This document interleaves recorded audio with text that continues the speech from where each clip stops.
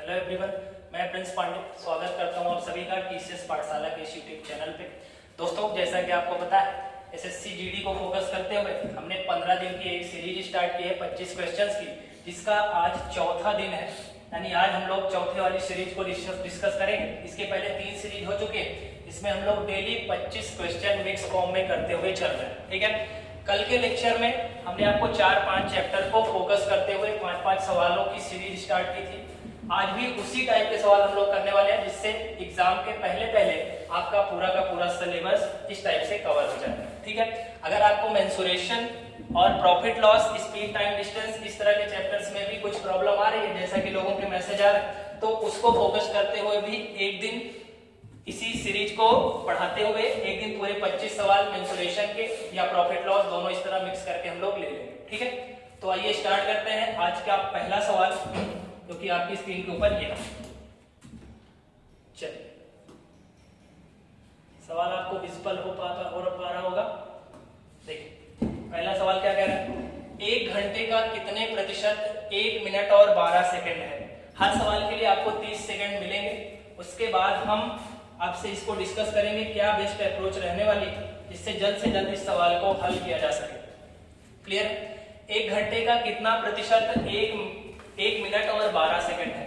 इस तरह के सवालों को ध्यान रखिएगा, जिसके साथ से या का वाली वैल्यू लगी होती है, वो वैल्यू कंपैरिजन में नीचे आती है। तो 1 घंटे का किसके साथ लगा है, 1 घंटे के साथ, तो ये तो फिक्स है कि ये वाली वैल्यू नीचे आने वाली है। लेकिन अभी इसको ध्यान से देखें तो ये यूनिट और ये यूनिट तीनों अलग अलग है, तो सारी यूनिट को पहले सेम करना होगा।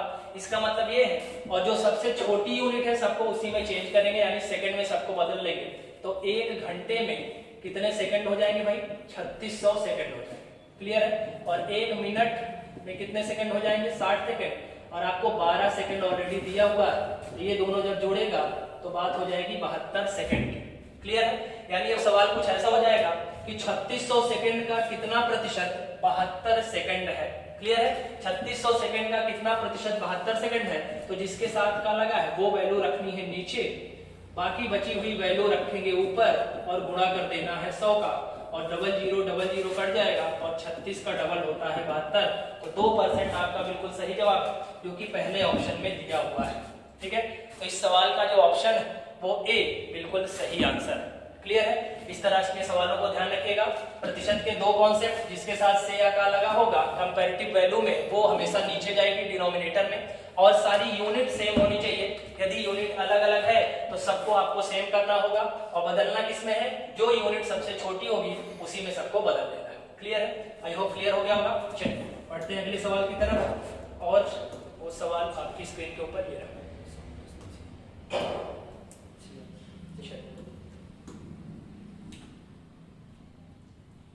दिख रहा है? पढ़िए फटाफट से और 30 सेकंड में उत्तर करने का प्रयास करिए। विनोद ने एक मारुति वैन 1,96,000 रुपए में खरीदी। इस वैन की प्रति वर्ष कीमत गिरने की दर 14.28% है। 14.28 का मतलब होता है 14/2/7%। तो कह रहा 2 साल बाद इसकी कीमत क्या हो जाएगी। यदि आपको फ्रैक्शन वाला कॉन्सेप्ट आता है तो ये सवाल ज्यादा से ज्यादा 20 सेकंड लगेगा, और ये सवाल आप हल कर पा रहे होंगे। देखिए, 14/2/7% की फ्रैक्शन वैल्यू कितनी होती है, 1/7। अब इसमें कमी हो रही है, कीमत गिर रही है, मतलब अगर स्टार्टिंग में कीमत 7 थी तो 1 कम हो जाएगी, तो कीमत अब नहीं कितनी हो जाएगी, 6। इसी तरह 2 वर्ष का कह रहा है तो 7 से 6, और फिर से कीमत कम होकर कितनी हो जाएगी, 7 से 6। तुरंत मल्टीप्लाई करेंगे, 7×7=49, और इधर मल्टीप्लाई करेंगे तो 36। यानी 2 साल पहले यदि कीमत स्टार्टिंग में 49 नहीं होगी, तो आफ्टर परिवर्तन यानी चेंज होने के बाद आपकी कीमत कितनी रह जाएगी, 36। यहाँ पे जब इसने खरीदा था स्टार्टिंग में तो कीमत कितनी थी, 1,96,000, यानी 49 यूनिट की वैल्यू हमको दी गई है 1,96,000। ठीक है, पूछ रहा है कितनी हो जाएगी, तो वो कितनी जाएगी, 36, और 36 यूनिट की वैल्यू हमको चाहिए। अगर आप इसको काटें तो 49 का 4 गुना होता है 196। क्लियर है बात? और 3 जीरो आपके सामने आगे बढ़ जाएंगे, तो 1 यूनिट की वैल्यू कितनी हो जाएगी, 4000। 2 साल बाद हमारे अनुसार कीमत कितनी हो जाएगी, 36 यूनिट। तो अगर 1 यूनिट 4000 है तो 36 यूनिट की वैल्यू कितनी हो जाएगी, 36 गुणा 4000। ये 3 जीरो तो लास्ट में रहेंगे, 4×6 = 24 के 4 हासिल 2, और 4×3 = 12, 2 14। यानी 2 साल बाद कीमत हो जाएगी 1,44,000, जो कि आपको बी ऑप्शन में दिया गया है। क्लियर है? यानी इस सवाल का जो जवाब है वो बी ऑप्शन बिल्कुल सही है। क्लियर है? फ्रैक्शन पे आपका कमांड होना चाहिए। फ्रैक्शन ऑफलाइन क्लासेस में आपको अच्छे से बताया गया है, जितनी फ्रैक्शन वैल्यूज है वो आपको रटी होनी चाहिए इस तरह के सवालों को जल्द से जल्द करने के। क्लियर है? आई होप क्लियर हो गया होगा। चलिए बढ़ते हैं अगले सवाल की तरफ। अगला सवाल क्या कह रहा है? चलिए फटाफट से पढ़िए। एक कार्यालय में 40% महिलाएं कार्यकर्ता हैं। उस कार्यालय के 40% महिलाएं और 60% पुरुषों ने मेरे पक्ष में मतदान किया। मेरे पक्ष में कुल मतों का प्रतिशत क्या है? फटाफट से उत्तर करेंगे, ज्यादा से ज्यादा 20 से 25 सेकंड, उससे ज्यादा बिल्कुल नहीं। फटाफट से बताएंगे क्या आंसर रहने वाला है। ये सारी वैल्यू परसेंटेज में पूछी गई। ये सारी वैल्यू परसेंटेज में 40, 24%, 42%, 50% और 52%। चलिए फटाफट से बताइए क्या कह रहा है। एक कार्यालय में 40% महिलाएं, तो मैं मान ले रहा हूं कि जो टोटल लोग हैं, टोटल मेंबर वो कितने हैं? 100 मान ले रहा हूं। प्रतिशत का कोई भी सवाल आएगा तो आप 100 पे उसको डील कर सकते हैं, वो सबसे बेस्ट मेथड और सबसे आसान मेथड होता है। 100 में अब 40% फीमेल है, अगर 40 फीमेल है तो मेल कितने हो जाएंगे? 60 हो जाएंगे। क्लियर? 100 लोग हैं टोटल, 40% महिलाएं हैं, 40 फीमेल है, तो मेल कितने हो गए? 60। आगे क्या कह रहा है? कार्यालय के 40% महिलाओं ने और 60% पुरुषों ने मेरे पक्ष में मतदान किया। टोटल महिलाएं हैं कितनी? 40। अब इस 40 में 40% महिलाओं ने इसके पक्ष में मतदान किया, तो 40 का 40% आपको निकालना पड़ेगा, और 40 का 40% होता कितना है भाई? 16। यानी महिलाएं 40 हैं अगर, तो उसमें से 16 लोगों ने इनके पक्ष में मतदान किया, जबकि मेल्स में 60% ने मतदान किया है। मेल है कितने टोटल? 60, तो मुझे 60 का 60% यहाँ निकाल लेना है, और 60 का 60% कितना हो जाएगा भाई? 36। तो 60 पुरुष यदि हैं तो उसमें से 36 लोगों ने इनके पक्ष में मतदान किया है। तो कह रहा है टोटल कितने लोगों ने मेरे पक्ष में मतदान किया? तो 16 लोगों ने यहाँ, 36 लोगों ने यहाँ, तो टोटल कितने लोगों ने किया? 52। और क्योंकि मैंने इसको 100 से डील किया इसलिए परसेंट सीधे काम करेगा, और 52% आपका बिल्कुल सही जवाब हो जाएगा। ठीक है? यानी कुल कितने प्रतिशत लोगों ने मेरे पक्ष में मतदान किया, तो इसका जो सही जवाब है वो कितना हो जाएगा? 16 और 36 जोड़ देंगे तो 52% लोगों ने इनके पक्ष में मतदान किया।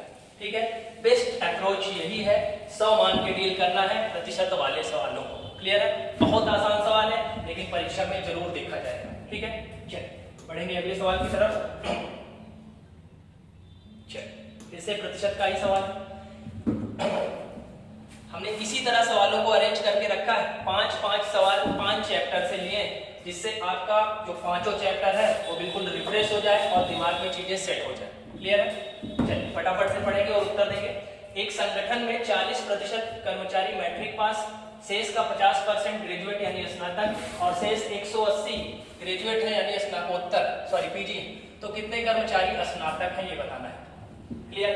फिर से टोटल हम कितना मानेंगे? 100%। का सवाल आया तो तुरंत टोटल को 100 से डील करना है। क्लियर? चलिए 40% कर्मचारी मैट्रिक पास, यदि टोटल 100 लोग हैं तो इसमें से क्या है? 40 लोग, 40% मतलब सीधे 40, 100 का परसेंट सीधे काम करेगा। 40% मैट्रिक पास है, यानी 40 लोग क्या मैट्रिक पास हो गए। क्लियर? शेष का 50%, अब यहाँ शेष देखना पड़ेगा, 100 में से 40 निकल गया तो शेष कितना बचा भाई? 60। ये आपका हो गया शेष। क्लियर है? शेष का 50%, 50% का सीधे सीधे मतलब होता है आधा, तो 60 का 50% मतलब 30 लोग यहाँ पे स्नातक हैं, यानी 30 लोग आपका ग्रेजुएट है। तो बचे हुए क्या है? वो पीजी हैं, और बचेंगे कितने? 30। टोटल 60 है, 30 निकल गए तो बचे कितने? 30। अब देखिए 30 हमारे अकॉर्डिंग जो है वो स्नातकोत्तर है, यानी जो पीजी है तो पीजी कर चुके हैं, लेकिन यहाँ पे क्वेश्चन में रियल वैल्यू दी गई है 180 लोग ऐसे हैं जो पीजी कर चुके हैं, तो हमारे अकॉर्डिंग 30 लोग पीजी किए हैं, और क्वेश्चन में कितना है? 180, तो यहाँ से एक यूनिट की वैल्यू जो निकल के आने वाली है वो कितनी? 6 है। आपसे पूछ रहा है कितने कर्मचारी स्नातक हैं, हमारे अकॉर्डिंग कितने कर्मचारी स्नातक हैं भाई? 30, और 30 1 बराबर 6 है, तो आप 30 की वैल्यू चाहे यहीं से दे दीजिए या फिर यहाँ से दे देंगे, तो 30 की वैल्यू कितनी हो जाएगी? 180, और 180 आपको सी ऑप्शन में दिख रहा है। क्लियर है? तो कितने लोग स्नातक हैं भाई? 180 लोग स्नातक हैं। क्लियर है? आई होप क्लियर हो गया होगा। 100 वाला जो मेथड है उसको ध्यान रखिएगा, फ्रैक्शन वैल्यू सारी रटी होनी चाहिए, ठीक है, जिससे सवाल जब आए तो आप जल्द से जल्द एग्जाम हॉल में उसको कर पाए। क्लियर है? चलिए बढ़ेंगे बिना देरी किए हुए अगले सवाल पर। ये सवाल भी परसेंटेज का ही है, चलिए फटाफट से करेंगे।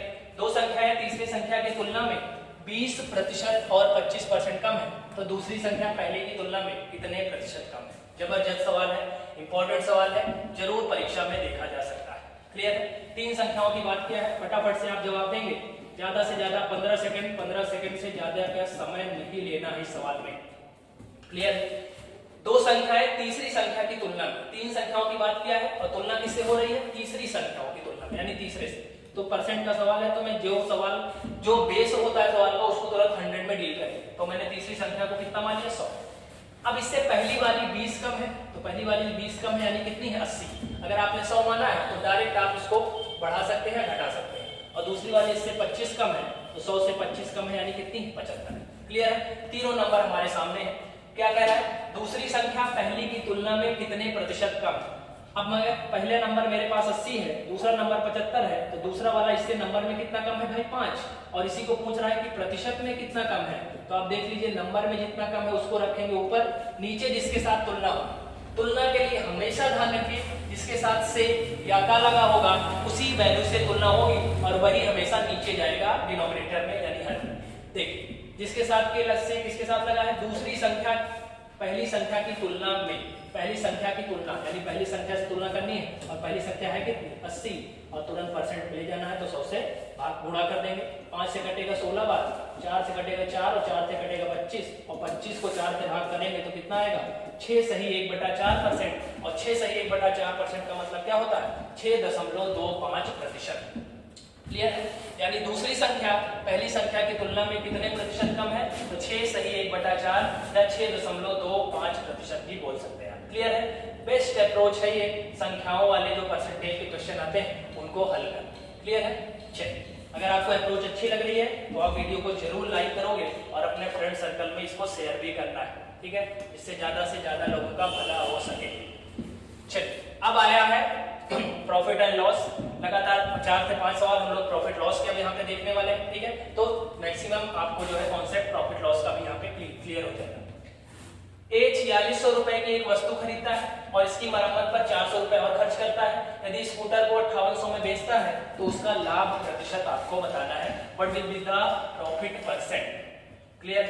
चलिए, खरीदता कितने में है? 4600 में, 400 रुपए और खर्च करता है, उसके बाद बेच देता है 5800 में, तो पूछ रहा है कितने प्रतिशत का लाभ होगा। क्लियर है? लाभ प्रतिशत या हानि प्रतिशत हमेशा सीपी पर निकलता है। पहला कॉन्सेप्ट तो ये है, इसको आपको जानना है। चाहे प्रॉफिट परसेंट निकालिए चाहे लॉस परसेंट निकालिए, हमेशा जो कंपैरिजन होगा वो सीपी से ही होगा, ठीक है, क्योंकि सीपी ही सवाल का बेस होता है। अब देखिए, आप खरीद कितने में रहे हो? पहले 4600 में, फिर 400 रुपए और लगा रहे हो, तो मैं निकालूंगा total cost price. Total cost price जो हो जाएगा वस्तु का वो हो जाएगा आपका 4600 और प्लस 400 रुपए और, यानी टोटल मैंने कितने खर्च किए भाई? 5000 रुपए खर्च किए। क्लियर है? अब मैं उसको बेच कितने में रहा हूं? 5800 में बेच रहा हूं, तो मेरा सेलिंग प्राइस कितना है भाई? 5800। क्लियर है? मैंने खरीदा कोई वस्तु 5000 रुपए में और उसको बेच रहा हूं 5800 में, तो जो मुझे प्रॉफिट हो रहा है वो प्रॉफिट कितने का हो रहा है भाई? 800। क्लियर है बात? प्रॉफिट कितने का हो रहा है? 800 का। अब मुझे बताना है प्रॉफिट परसेंट, तो नंबर में जितना प्रॉफिट वो रखेंगे ऊपर, नीचे अभी मैंने बताया हमेशा कौन आएगा? सीपी आएगा, और सीपी है 5000। परसेंटेज में कैलकुलेट करना है तो तुरंत 100 का गुणा कर देंगे। 2 0 3 0 3 0 नीचे भी है खत्म, और 16 पंचे होता है 80, तो कितने परसेंट का प्रॉफिट हो जाएगा भाई? 16% का प्रॉफिट हो जाएगा, और 16% आपको ए ऑप्शन में दिया गया है। क्लियर है? फटाफट से नोट करेंगे, दिख रहा है पूरा अच्छे से? चलिए, 16% बिल्कुल सही जवाब है आपका, ठीक है। चलिए, प्रॉफिट लॉस में आपको दो कॉन्सेप्ट ध्यान रखने हैं। Total cost price, total selling price. Selling price बड़ा है तो प्रॉफिट, सेलिंग प्राइस छोटा है कॉस्ट प्राइस से तो लॉस। क्लियर है? चाहे प्रॉफिट परसेंट निकालना है चाहे लॉस परसेंट निकालना है, दोनों किस पर कैलकुलेट होगा? दोनों हमेशा कॉस्ट प्राइस पर ही कैलकुलेट होगा। क्लियर है? चलिए, क्लियर हो गया होगा? आसान सवाल है। बढ़ेंगे अगले सवाल की तरफ। फटाफट से पढ़ेंगे और जल्द से जल्द जवाब देने की कोशिश करेंगे। क्या बोला है? एक व्यापारी को 25 मीटर कपड़ा बेचने पर 5 मीटर विक्रय मूल्य के बराबर लाभ होता है, तो व्यापारी का लाभ प्रतिशत क्या है? ठीक है, डिफरेंट अप्रोच होते हैं इस तरह के सवालों को हल करने का, लेकिन हमें वो अप्रोच यहाँ पे सेट करनी है एग्जाम हॉल में जो सबसे बेस्ट और जो सबसे कम टाइम में आंसर दे सके। क्लियर है? तो मैं आपसे यहाँ पे इस सवाल का जो ट्रिक बताने वाला हूँ वो बेस्ट और सबसे कम समय के लिए है, जो 5 सेकंड में आपको जवाब दे सकता है, ओनली 5 सेकंड। क्लियर? 25 मीटर कपड़ा बेच रहे हैं, 25 मीटर कपड़ा बेच रहे हैं, तो अगर 1 मीटर कपड़ा 1 रुपए का तो 25 मीटर कपड़ा 25 रुपए का। क्लियर? सेलिंग प्राइस कितना हो गया? 25। अब कह रहा है मुझे इसमें कितने का लाभ चाहिए? 5 का लाभ चाहिए। अब लाभ चाहिए तो सीपी कम होना पड़ेगा, 5 रुपए का अगर लाभ चाहिए तो सीपी कितना होना पड़ेगा? 20। क्लियर है बात? 25 बेच रहे थे तो मैंने मान लिया 1 मीटर कपड़े का मूल्य 1 रुपए, तो 25 मीटर मतलब 25 रुपए। 25 रुपए में बेचना है, 5 के बराबर लाभ चाहिए तो सीपी कितना रखना पड़ेगा? 20। 20 की चीज 25 में बेचेंगे तो प्रॉफिट कितने का? 5 का। बोल रहा है प्रॉफिट परसेंट बताइए, नंबर में प्रॉफिट ऊपर नीचे अभी बताया हमेशा सीपी रखना है और गुणा 100, 20 पंचे 100 और 5 को 5 से गुणा करूंगा तो 25% will be your right answer, जो कि सी ऑप्शन में आपको दिया गया है। बताइए कितना समय लगेगा? ज्यादा से ज्यादा 5 सेकंड, 5 सेकंड से ज्यादा बिल्कुल नहीं दे पाएंगे इस सवाल को। क्लियर है? बिल्कुल नहीं देना है इस सवाल को 5 सेकंड से ज्यादा। ठीक, और इस तरह के सवाल जरूर देखे जाएंगे एसएससी जीडी के एग्जाम में, वो बिल्कुल फिक्स है। एसएससी जीडी और यूपी टेट दोनों में इस तरह के सवाल जरूर देखे जाएंगे। ठीक है, तो बस जरूरत ये है क्या आपकी अप्रोच है, आपका कमांड क्या है, आपने कितना सीखा है और किस तरीके से सीखा। ठीक है, ये सारी बातें आपको मैटर करेंगे। ठीक, बाकी इस तरीके के अप्रोच से आप अगर जाएंगे तो आपको फायदा होने वाला है डेफिनेटली। क्लियर? बढ़ेंगे अगले सवाल की तरफ, और वो ये रहा। चलिए, अच्छा सवाल है, फटाफट से बनाइए। क्या बोल रहा है? सुरेश ने 20 किलोग्राम से 50 रुपए की दर से खरीदे। ठीक है, ठीक, 50 रुपए प्रति किलो की दर से खरीदे। 5% से सड़े पाए गए। ठीक है, 5% से सड़े पाए गए तथा शेष सेब 60 रुपए प्रति किलोग्राम की दर से बेच दिया, तो उसका लाभ या हानि प्रतिशत बताइए। ठीक है, लाभ या हानि प्रतिशत बताना है। ठीक, प्रॉफिट हो रहा है या लॉस हो रहा है और उसको बताना है परसेंटेज। क्लियर? फटाफट से बताएंगे जल्द से जल्द। चलिए, इस तरह के सवाल भी अच्छे सवालों में होते हैं। फटाफट से इसका आंसर बताइए क्या रहने वाला है। 20 किलोग्राम से 50 की दर से खरीदे, यानी 1 किलो 50 रुपए में है, तो अगर मैं 20 किलो खरीदूंगा तो मुझे पैसे कितने देने पड़ेंगे भाई? टोटल सीपी 1 किलो अगर 50 रुपए का है तो 20 किलो की कीमत कितनी हो जाएगी? तो आप बोलोगे 1000 रुपए हो जाएगी। हो जाएगी? कोई समस्या इस बात में? कोई तकलीफ? कोई तकलीफ होगी तो बताइएगा। 50 रुपए प्रति किलोग्राम है और 20 किलो खरीद रहे हैं, तो टोटल पैसा कितना देना पड़ेगा भाई? 1000। क्लियर है बात? 5% सेब सड़े पाए गए। खरीदे कितने हमने? 20 किलो। 20 किलो खरीदे और 5% अगर सड़ गए तो 20 का 5%। 5% का मतलब होता है 1/20, यानी 1 किलो अगर सड़ गए तो अब बिकेंगे कितने किलो? 19 किलो। ठीक, क्योंकि बेचते समय 5% सड़ गए तो मुझे निकालना है कि बेचते समय मेरे पास जितने रहेंगे उतने ही बेचेंगे और सड़े हुए तो बेचेंगे नहीं। ठीक, तो बेचना कितना है? 19 किलो। किस रेट से बेचना है? तो यहाँ पे दिया गया है 60 के रेट से बेचना है, तो 60 से गुणा कर देंगे। 1 किलो 60 रुपए में, तो 19 किलो की कीमत देख लीजिए, 19 छक्का 114, तो आ जाएगा आपको 1140।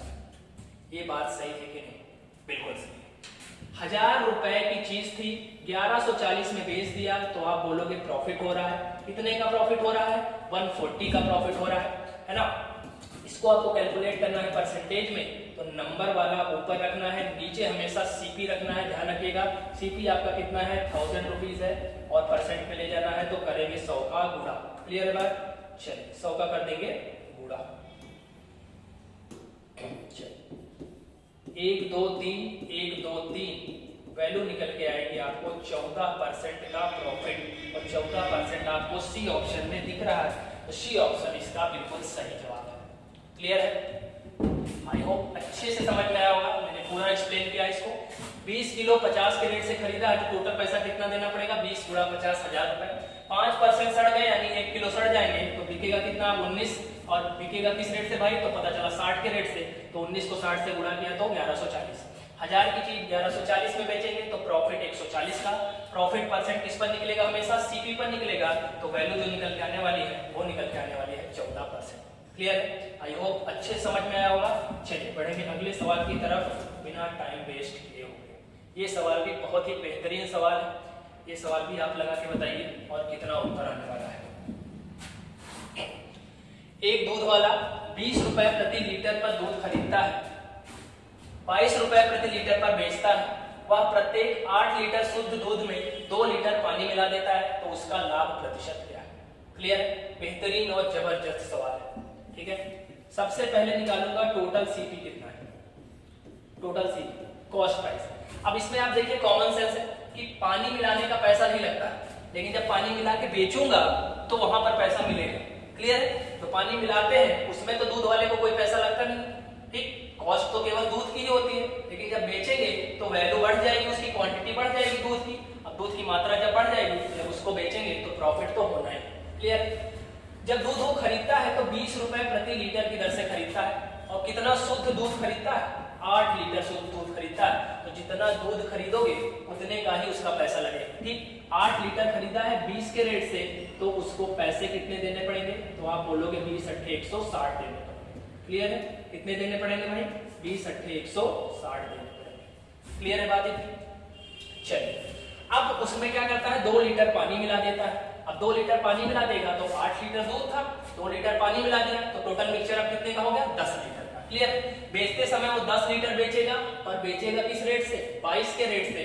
तो जो उसका टोटल एसपी यानी टोटल सेलिंग प्राइस आने वाला है भाई, वो कितना आने वाला है, 22 के रेट से बेचेगा और 10 लीटर बेचेगा। ठीक है, कि 8 लीटर दूध था, 2 लीटर पानी मिला दिया तो टोटल मिक्सचर कितना हो गया, 10 का, और बेचेगा तो टोटल जो उसका कॉस्ट निकल के आएगा और कितना कलेक्शन करेगा, वो 220 रुपए का। ठीक, खरीदा तो 160 में है और बेचा कितने में है, 220 में है, तो प्रॉफिट हो रहा है, आपको साफ साफ दिख रहा है। प्रॉफिट नंबर में कितने का हो रहा है भाई, तो आप कहोगे प्रॉफिट 60 का हो रहा है। अगर इसको मुझे प्रतिशत में बताना है, परसेंटेज में कैलकुलेट करना है, तो नंबर प्रॉफिट ऊपर, नीचे हम ही बता रहा हूँ 3 सवालों से पीछे कि नीचे हमेशा सीपी रखते हैं और गुणा क्या करना है, 100 का। 0 0 कट जाएगा आपका, 2 3 6, 2 से 8 बार, और 4 दूना 8, 4 से 25 बार, और 25 तिया होता है 75, और 75 का जब मैं आधा कर दूंगा तो आपको मिलेगा 37.5%। क्लियर है बात? क्योंकि आपको ए ऑप्शन में दिख रहा है। ठीक है, तो दुकानदार को, सॉरी दूध वाले को जो लाभ प्रतिशत होने वाला है वो कितने का होने वाला है, 37.5% का होने वाला है। क्लियर है? आई होप बिल्कुल क्लियर हो गया होगा अच्छे से, बिल्कुल मैंने एक्सप्लेन किया है। ये बेस्ट अप्रोच है इसकी। ठीक, अगर आप कोई और अप्रोच आप लगाओगे तो उससे जाओगे तो आपको टाइम लगेगा। ठीक है, इस सवाल से आप 25 से 30 सेकंड में इस सवाल को भी लगा सकते हो। क्लियर है? चलिए बढ़ते हैं अगले सवाल की तरफ।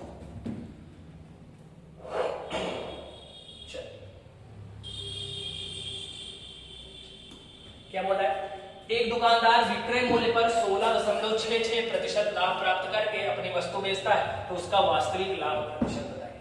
जबरदस्त सवाल है ये भी। ठीक है, क्योंकि आपको पता होना चाहिए कि जब हम सेलिंग प्राइस पे कोई चीज बेचते हैं तो उसका कॉन्सेप्ट क्या होता है।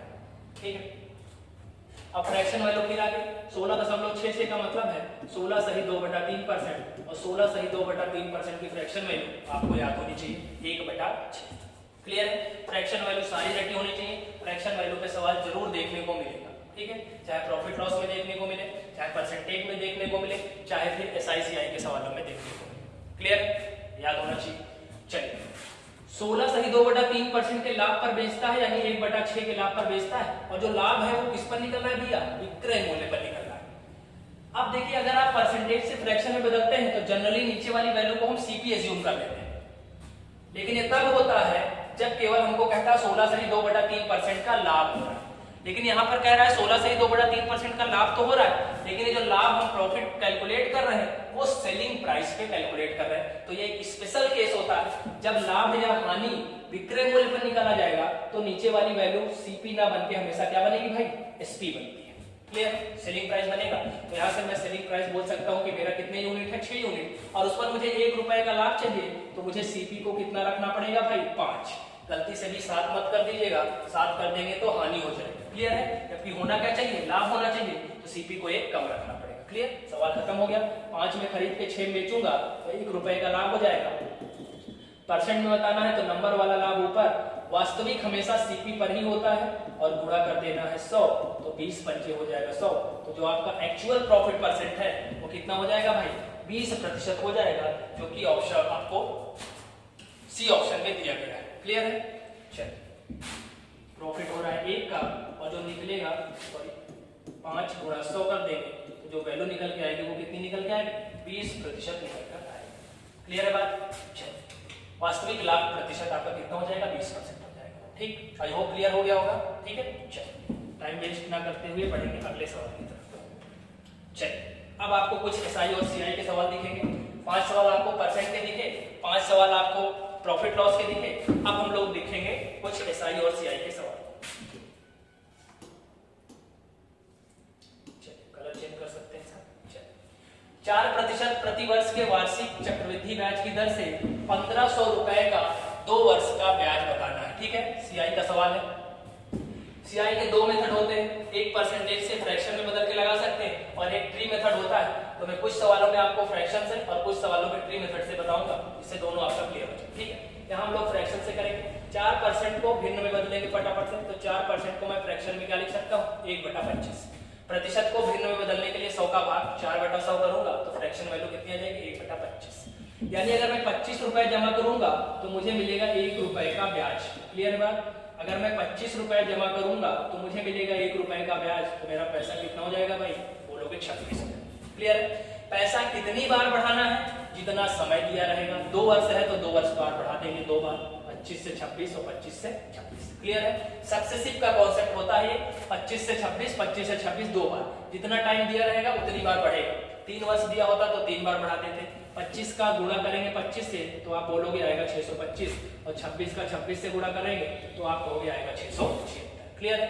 25 का स्क्वायर, 26 का स्क्वायर, ये सब आपको बिल्कुल रटा होना चाहिए, इससे आपका समय बचेगा। क्लियर है? ये वाली वैल्यू हमेशा ध्यान मान के चलिए कि हमेशा क्या होती है, प्रिंसिपल यानी मूलधन हमेशा, और इधर वाली वैल्यू जो बड़ी होती है ये हमेशा होती है मिश्रधन यानी अमाउंट। क्लियर है? अब मुझे निकालना है सीआई यानी कंपाउंड इंटरेस्ट। कंपाउंड इंटरेस्ट कैसे निकलेगा, जब मिश्रधन से मूलधन घटेगा तो इधर घटाएंगे तो 6 में से 5 गया 1 मिलेगा और 7 में से 2 गया 5 मिलेगा। क्लियर है?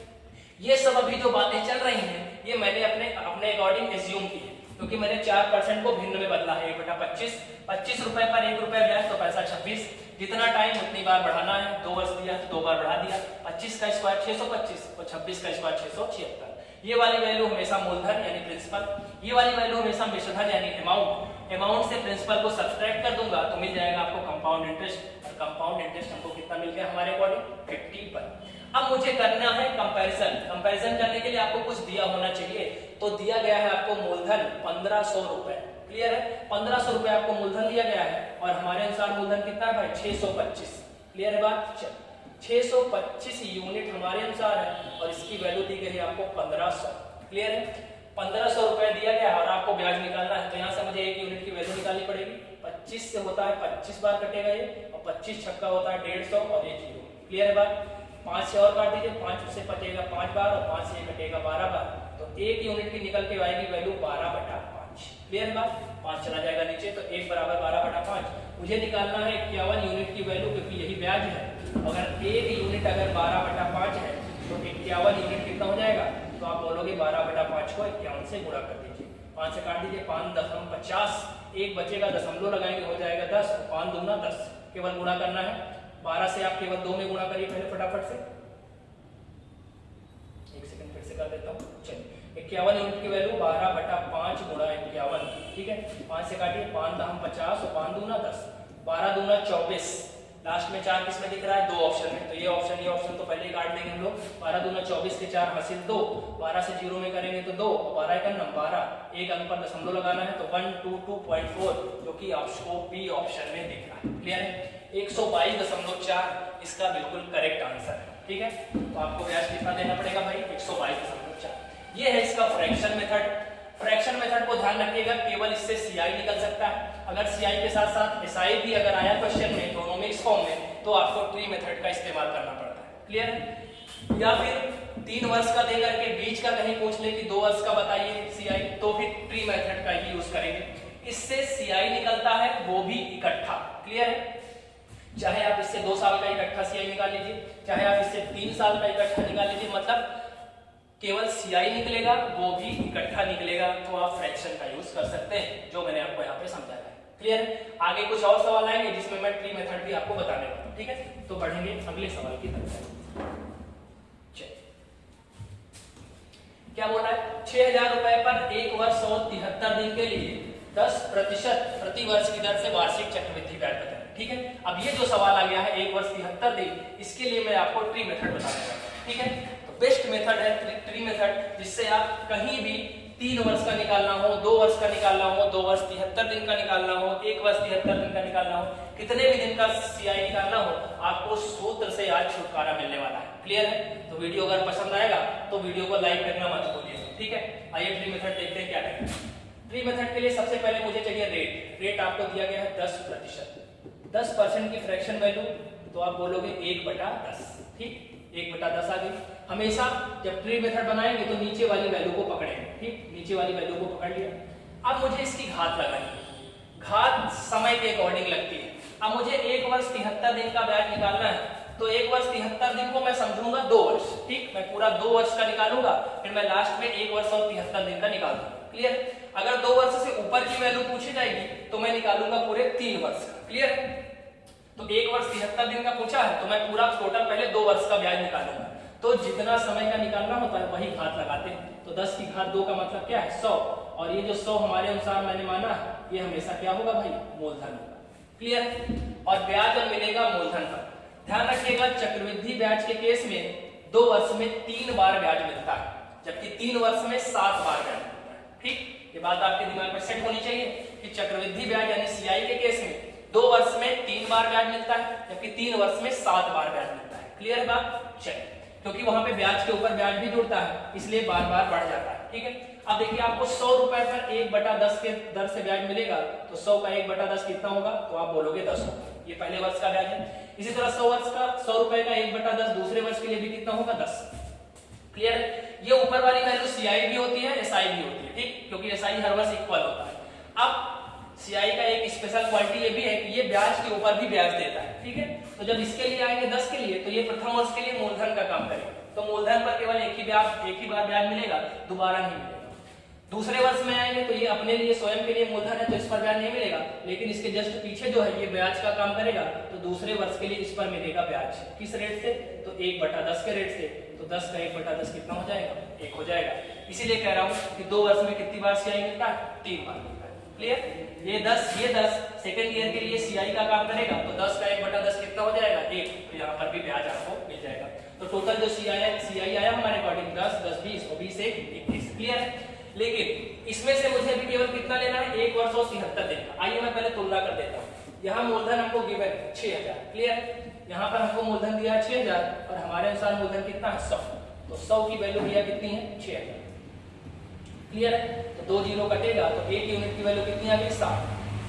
1 यूनिट की वैल्यू कितनी आ गई? 60। अब अगर 1 यूनिट की वैल्यू 60 आ गई तो आप चाहिए तो इकट्ठा निकाल लीजिए, या फिर चलिए यहाँ पे निकाल देता हूँ। 1 वर्ष 73 दिन का चाहिए, तो ये तो 1 वर्ष का है पूरा 10 रुपए, इसमें तो कोई दिक्कत है नहीं, ये तो सीआई फिक्स है।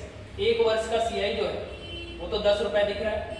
ये दूसरे वर्ष का पूरा सीआई है, ये दूसरे वर्ष के लिए पूरे 1 वर्ष का सीआई है।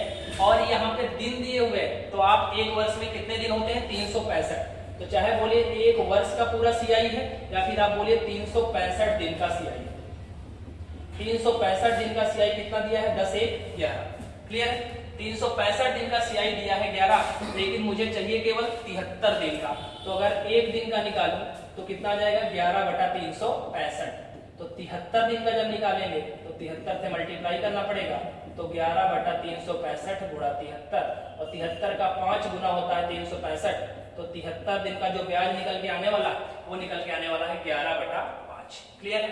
चलिए, अभी आ गया टोटल सीआई आपका 1 साल वाला, तो ये तो 10 था ही। यहाँ पे मुझे ये पूरे 365 दिन का दिया है 10 1 11, लेकिन मुझे इसमें से चाहिए केवल 73 दिन का। तो ये वैल्यू कितनी निकल के आई? 11/5। दोनों को ऐड कर देंगे तो टोटल आ जाएगा आपको 1 वर्ष 73 दिन का ब्याज। 1 वर्ष 73 दिन का सीआई हमारे अकॉर्डिंग कितना आया? ये तो 10 रहेगा ही, और ये आ गया 11/5। क्लियर है बात? 11/5 को आप चाहे तो काट दें, 5 दूना 10 और 5 दूना 10 तो जोड़ देंगे तो 12.2 है। क्लियर? अब मैं यहाँ से तुलना कर लूंगा, एक यूनिट की वैल्यू मैंने कितनी निकाल के रखी है 60, तो 12.2 यूनिट की वैल्यू कितनी हो जाएगी? तो आप कहेंगे 12.2 को 60 से गुणा कर दीजिए, जीरो है लास्ट में तो जीरो रहेगा, गुणा करिए। 6 दूना 12 के 2 हासिल 1, 6 दूना 12 1 13 के 3 हासिल 1 और 6 का 6 1 7 और एक अंक पर दशमलव लग जाएगा तो 732 आ जाएगा, जो कि आपको बी ऑप्शन में दिख रहा है। क्लियर है? तो इस सवाल का जो जवाब होगा वो होगा 732। कैसा लगा मेथड? बिना फार्मूले के आप सवाल को कैसे बना सकते हो, ये मैंने आपको यहाँ पे सिखाने का प्रयास किया है। ठीक है, चलिए फटाफट से देख लीजिए एक बार फिर से। 10% का मतलब 1/10, जितनी घात होती है वही टाइम, जितना टाइम होता है वही घात होता है। तो एक वर्ष 73 दिन का था, मैंने बताया एक वर्ष से अगर बढ़कर आएगा तो 2 वर्ष का निकालेंगे, 2 वर्ष से ऊपर गया तो 3 वर्ष का निकालेंगे। ठीक है, तो ये 1 वर्ष से बढ़ा हुआ है तो 2 वर्ष का निकाल लिया। 10 की घात 2 का मतलब 100, 100 रुपए पर ब्याज मिलेगा 1/10 की रेट से। इसका 1/10 पहले वर्ष के लिए 10, इसका 1/10 10, फिर ब्याज के ऊपर ब्याज तो 10 का 1/10 1। क्लियर है? एक वर्ष के लिए, पहले वर्ष के लिए तो पूरा मिलेगा 10 रुपए, फिर मुझे निकालना है यहाँ 73 दिन का, ये पूरा 365 दिन का है, चाहे बोलिए 1 वर्ष का है क्योंकि दिन में दिया है तो मैं समझूंगा 365 दिन का है। तो 365 दिन का है, 10 1 11, लेना केवल है 73 दिन का। तो 73 दिन का मैंने जब सॉल्व किया तो आया 11/5, 11/5 का मतलब है 2.2, तो 10 में 2.2 जोड़ दिया तो आ गया 12.2, यानी एक वर्ष 73 दिन का जो हमारे अनुसार यूनिट फॉर्म में सीआई है वो है 12.2। क्लियर है? अब मुझे मूलधन दिया था, मैंने माना था 100 और क्वेश्चन में मुझे दिया है 6000, तो एक यूनिट यहाँ से 60 आ जाएगा तो 12.2 यूनिट की वैल्यू निकल के आएगी, वो निकल के आएगी 732। ठीक है, आई होप बिल्कुल क्लियर हो गया होगा। कोई समस्या होगी तो आप कमेंट में पूछ सकते हैं, वहां भी आपको रिप्लाई कर दिया जाएगा। चलिए बढ़ते हैं अगले सवाल की तरफ। ये सवाल भी इंपॉर्टेंट है, डायरेक्ट क्वेश्चन आता है। ठीक है, ट्रिक बेस्ड क्वेश्चन है ये भी। चक्रवृद्धि ब्याज पर कोई राशि 3 वर्ष में 3 गुनी हो जाती है तो यह राशि स्वयं की 9 गुनी कितने वर्ष में हो जाएगी? ठीक है, अगर आपको ट्रिक पता है तो पेन उठाने की आवश्यकता नहीं है, ज्यादा से ज्यादा 2 सेकंड में आप इसका जवाब दे सकते हैं। क्लियर? चलिए, सीआई के लिए ये ट्रिक काम करता है, ये बात ध्यान रखिएगा। ठीक है, क्लियर? चक्रवृद्धि ब्याज पर कोई राशि 3 वर्ष में 3 गुनी हो जाती है। देखिए 3 वर्ष में भैया कितनी हो जाती है? 3 गुनी।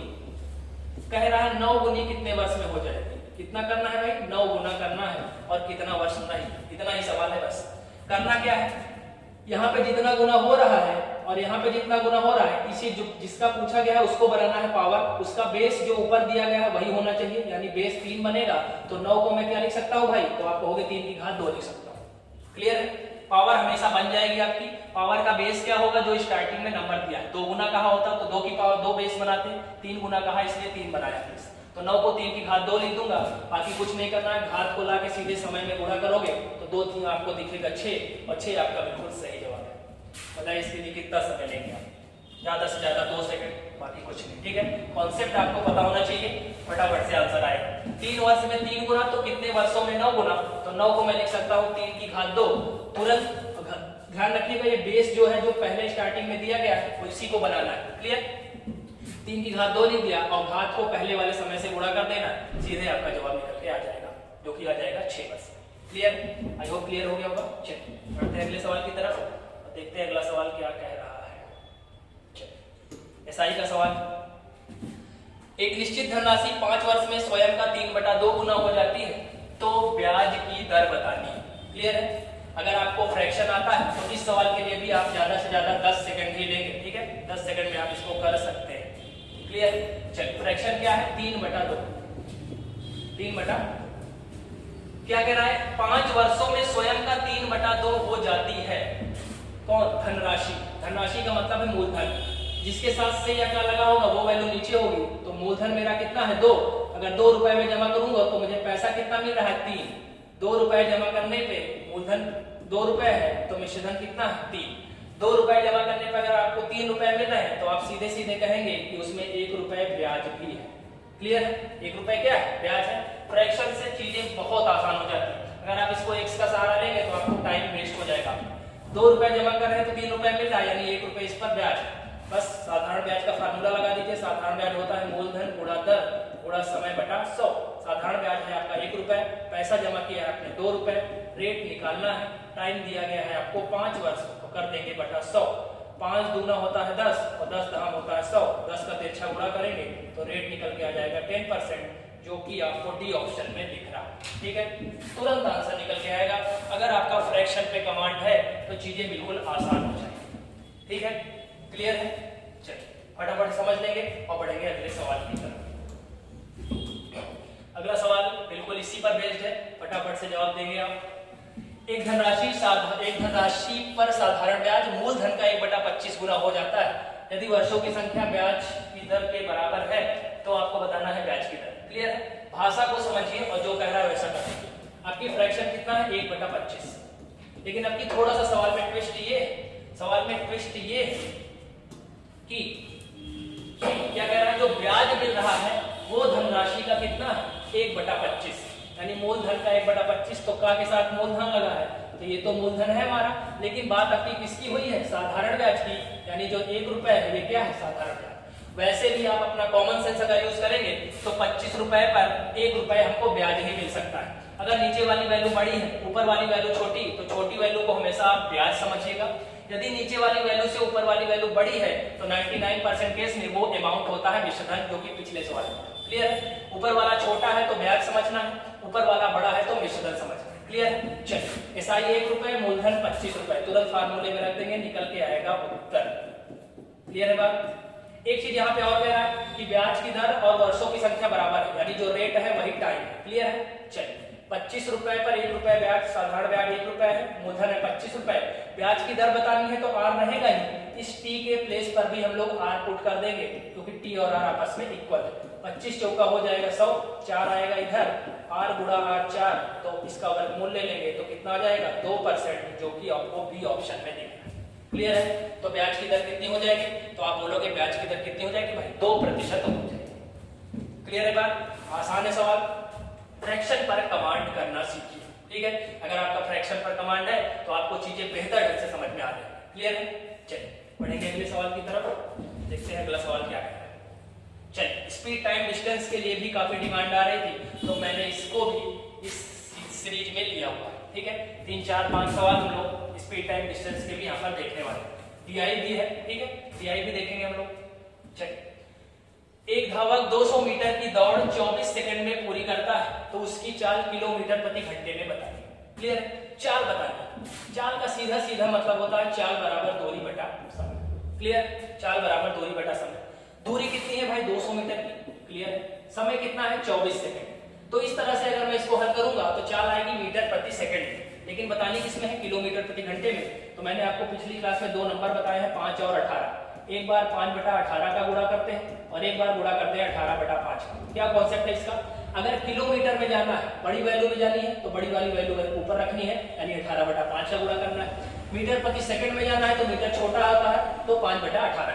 क्लियर है? 2 नंबर याद रखने हैं, 5 और 18। छोटी वैल्यू यानी मीटर में जाना है तो 5 ऊपर कर देना है, 18 नीचे। किलोमीटर प्रति घंटे में जाना है तो किलोमीटर बड़ा होता है, 18 ऊपर कर देना है, 5 नीचे। यहाँ पर किलोमीटर प्रति घंटे में जाना है तो 18/5 कर। क्लियर है बात? 6 चौको 24, 6 3 18, 5 से कटेगा ये 40 बार, 4 से कटेगा ये 10 बार, और 10 3 कितना निकल के आएगा? 30 किलोमीटर प्रति घंटे, जो कि आपको डी ऑप्शन में दिख रहा है। क्लियर है? 10 सेकंड लगेगा और 10 सेकंड में जवाब आपका आपकी स्क्रीन के सामने रहेगा। ठीक है, यही अप्रोच आपको एग्जाम हॉल में भी रखनी है, जिससे मिनिमम टाइम में आप मैक्सिमम आउटपुट कर पाए। ठीक है, ज्यादा से ज्यादा सवालों को कम से कम समय में और बेस्ट एक्यूरेसी के साथ। क्लियर? चलिए, आई होप समझ में आ गया होगा, आसान सा सवाल है। चलिए बढ़ेंगे अगले सवाल की तरफ। एक कार 5 घंटे में एक सफर तय करती है। पहले अर्ध समय में 42 किलोमीटर प्रति घंटे, दूसरे अर्ध समय में 48 किलोमीटर प्रति घंटे, तो बताइए कुल कितना फासला कार तय करती है? क्लियर? अच्छा सवाल, फटाफट से बताएंगे। देखिए, टोटल 5 घंटे लग रहा है कार। क्लियर है? कितनी दूरी तय कर रही है हमको नहीं पता, ये हमको निकालना है, लेकिन कह रहा है 5 घंटे तय कर रहा है। आधा समय में 48 की स्पीड से, यानी ये वाला जो स्पीड है वो है आपका 48, सॉरी पहले 42 है, पहले 42 कर देते हैं, पहला वाला स्पीड है वो 42 किलोमीटर प्रति घंटे। टोटल 5 घंटे लगा है, अर्ध समय मतलब आधा समय, तो 2.5 यानी 2.5 घंटे यहाँ दिए हैं, तो 2.5 घंटे आपको यहाँ भी देने पड़ेंगे। और यहाँ किस स्पीड से देने पड़ेंगे? 48 किलोमीटर प्रति घंटे की स्पीड से। तो पूछ रहा है टोटल डिस्टेंस कितनी है, टोटल डिस्टेंस कितनी, कितना फासला तय करा यानी कितनी दूरी। कोई दिक्कत नहीं है, दूरी बराबर होता है 4 गुना समय और 4 गुना समय, दोनों को गुणा करके केवल जोड़ देना है।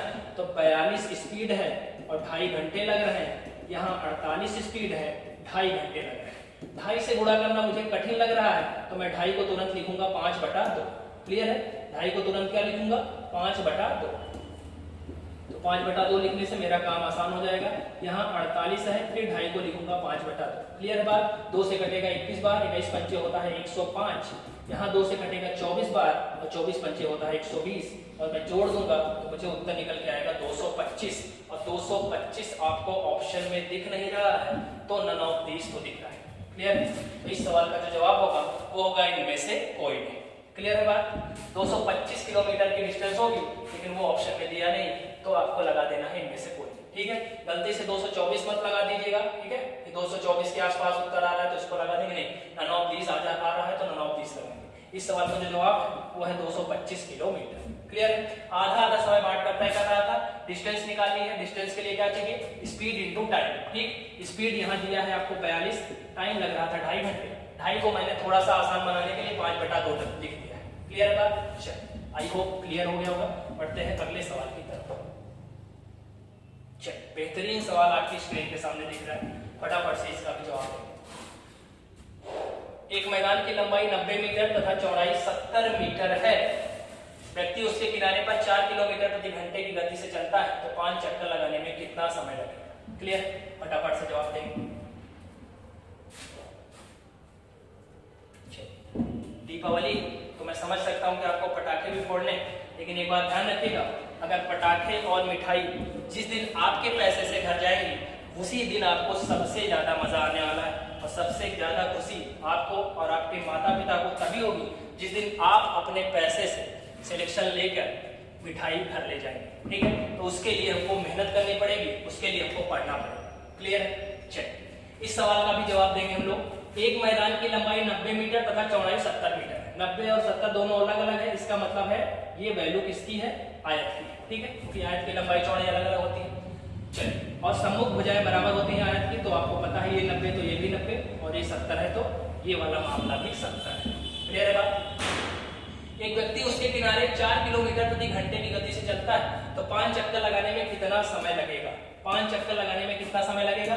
तो आप देखिए, ऐसे ऐसे आप चलेंगे, मान लीजिए यहाँ से आपने स्टार्ट किया, तो ऐसे ऐसे चलेंगे, तो आप कहाँ तक चलेंगे? आप ये इसी तरह चलते जाएंगे। और ये क्या है? ये है हमारी, ये हमारा क्या है? ये है हमारा परिमाप। ठीक, इसके बराबर हम लोग चल रहे हैं परिमाप के, क्योंकि यहाँ से चलेंगे, ऐसे चलते हुए आएंगे, इसी तरह 5 चक्कर मारने, तो यानी हम लोग परिमाप के बराबर चलेंगे। आयत का परिमाप होता क्या है? तो आपको पता होना चाहिए, हम लोग परिमाप के बराबर चल रहे हैं, और आयत का परिमाप होता है 2 ब्रैकेट में लंबाई प्लस चौड़ाई। क्लियर है? एक चक्कर में चली गई दूरी ही परिमाप है। परिमाप का मतलब ये है बेसिकली कि जितनी भुजाएं हैं सबको जोड़ दीजिए, मतलब जहां से स्टार्ट करना है वहीं पर आएंगे, तो एक चक्कर कंप्लीट हो जाएगा, और वो होता है परिमाप। तो लंबाई है आपकी 90, चौड़ाई है आपकी 70, तो ये जो हो जाएगा वैल्यू, ये निकल के आएगी 320, और मीटर में दिया है तो 320 मीटर। क्लियर है? एक चक्कर में 320 मीटर चल रहा है, तो 5 चक्कर में कितना चलेगा? तो आप कहोगे 5 चक्कर में चलेगा 320 गुणा 5 मीटर। क्लियर है बात? इतनी डिस्टेंस चलनी है, और स्पीड कितनी दिया है? 4 किलोमीटर प्रति घंटे। कितना समय लगेगा? समय दिया है मिनट में। क्लियर है बात? यूनिट को ध्यान देते चलिएगा। समय बराबर होता है दूरी बटा चाल। चलना है 320 गुणा 5, और चाल हमारी कितनी है? 4 किलोमीटर प्रति घंटे। तो सबसे पहले मैं इसको मीटर प्रति सेकंड में ले जाना चाहता हूँ। अभी मैंने बताया था किलोमीटर प्रति घंटे है, मीटर प्रति सेकंड, यानी छोटे वाले में जाना है, तो छोटे वाले में जाना है तो 5 को करना है ऊपर, 18 को करना है नीचे। बटे का बटा दिख रहा है, तो तुरंत नंबर चला जाएगा ऊपर, नीचे 5 चौक हो जाएगा 20, 0 0 खत्म, 2 से कटेगा 16 बार, 16 को 18 से गुणा करिए, 16 8 होता है 128, के 8 हासिल 12, और 16 1 16, 16 12 होता है 288। क्लियर है? ये वैल्यू आ गई 288 सेकंड। 288 सेकंड को मुझे 60 से भाग करना है, तो वैल्यू निकल के आएगी मिनट में। एक बार फिर से चेक कर लेते हैं। 320 गुणा 5, 4 किलोमीटर प्रति घंटे है, मीटर प्रति सेकंड में ले जाएंगे तो 5/18 करेंगे, नीचे आ जाएगा 5 चौक 20, जीरो जीरो कटेगा, ये 16 बार, 16 8 128, 128 के 8 हासिल हो जाएंगे 12 और 16 1 16, 16 12 28। क्लियर है बात। चलिए ये आ गया 288 सेकंड, और 288 सेकंड का मतलब क्या होता है, यहाँ पे ऑप्शन मिल नहीं रहा है। चलिए एक बार फिर से देख लेते हैं। 2 लंबाई प्लस चौड़ाई, लंबाई है 90 और चौड़ाई है 70। ठीक है, एक बार देख लेते हैं। 18 ये गया ऊपर, अच्छा ठीक है, यहाँ पे थोड़ा सा मिस्टेक हो गया, 5 गायब हो गया। एक बार फिर से कर लेते हैं, सॉरी फॉर डिस्टर्बेंस। देखिए समय बराबर दूरी बटा होता है चाल। दूरी कितनी थी भाई मेरी, 320 गुणा 5। ठीक है, यही 5 गायब हो गया था। चाल हमारी थी 4, तो इसको मैंने मीटर प्रति सेकंड में बदला, तो 5 बटा 18 कर दिया। 18 ले जाइए ऊपर, तो 320 गुणा 5 गुणा 18 और नीचे हो जाएगा 5 चौके 20। जीरो जीरो खत्म, 2 से कटेगा ये 16 बार, 16 पंचे होता है 80, 80 गुणा 18 करूंगा तो आ जाएगा 18 × 144 और ये 0 सेकंड। क्लियर है बात। चलिए 1440 सेकंड को अगर मैं मिनट में बदलना चाहूँ तो मुझे 60 से भाग करना पड़ेगा, और 60 से भाग करूंगा तो जीरो जीरो कट जाएगा, 6 दूना 12 और 6 चौको 24। तो जो आपका उत्तर निकल के आने वाला 24 मिनट निकल के आने वाला, जो कि आपको भी ऑप्शन में दिया गया। क्लियर है, बेहतरीन सवाल है, अच्छा सवाल है, एग्जाम में आ सकता है। क्लियर है। लंबाई 90 चौड़ाई 70, तो मैंने निकाल लिया परिमाप कितना चलेगा, तो पता चला एक चक्कर में चलेगा 320। इसी तरह 5 चक्कर लगाने हैं तो 320 गुणा 5, ये तो हो गई टोटल डिस्टेंस। समय बताना है, समय बराबर दूरी बटा चाल। चलना है 320 गुणा 5, लेकिन किलोमीटर प्रति घंटे में है तो मीटर प्रति सेकंड में आएगी वैल्यू, तो यहाँ से उत्तर निकल गया है मेरा 1440 सेकंड। लेकिन ये जो ऑप्शन दिए हैं ये मिनट में दिए हैं, तो मिनट सेकंड को मिनट में बदलने के लिए 60 से यहाँ पर भाग कर दूंगा तो उत्तर निकल के आएगा आपका 24 मिनट। क्लियर है बात। आई होप समझ में आ गया होगा। फटाफट से बढ़ेंगे अगले सवाल की तरफ। चलिए